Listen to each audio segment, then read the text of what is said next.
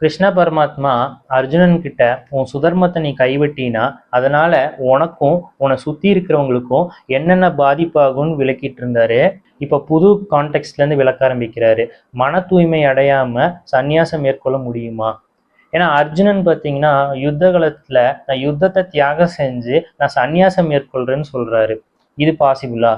இதை புரிஞ்சுக்கணும்னா நம்மளுக்கு ஒரு 3 குணங்களை பத்தி தெரிஞ்சுக்கணும். சத்வ, ரஜஸ், தமஸ். சத்துவகுணம் இது அறிவார்வம் உடையது, நம்மளைய புதுசா விஷயங்களை கத்துக்கவோ புரிஞ்சுக்க வைக்கும். ரஜோகுணம் இது செயல்வார்வம் உடையது, நம்மளை புதுசா ஒரு காரியம் செய்ய வச்சு அதோட பலனை என்ஜாய் பண்ண வைக்கும்.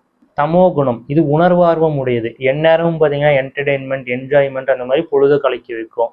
நம்ம எல்லாரும் பார்த்தீங்கன்னா இந்த 3 குணங்களோட கலப்பு தான். சில பேருக்கு சத்துவ குணம் ஜாஸ்தியா இருக்கும், ரஜோகுணம் அதுக்கு அடுத்தது இருக்கும், அதுக்கப்புறம் தமோ குணம் இருக்கும். சில பேருக்கு ரஜோகுணம் ஜாஸ்தியா இருக்கும், அப்புறம் சத்துவம், அதுக்கப்புறம் தமோ.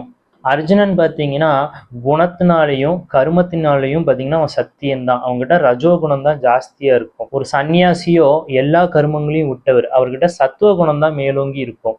இந்த குணத்தோட டிரான்ஸ்ஃபர்மேஷன் அடையாம அர்ஜுனன் சந்நியாசம் மேற்கொண்டா அவன் மனசே அவனுக்கு தடையா இருக்கும். ஏன்னா அவன் மனசு இவ்வளவு நாள் பார்த்தீங்கன்னா காரியம் செஞ்சு அதோட பலனை என்ஜாய் பண்ணிட்டு அவன் போய் திடீர்னு நான் சன்னியாசி ஆகிறேன் எல்லா கர்மத்தையும் விடுறேன்னு சொன்னா அவன் மனசே செயலை செய்ய தூண்டி அது பெரிய தடையா அவனுக்கு ஆக்கிடும்.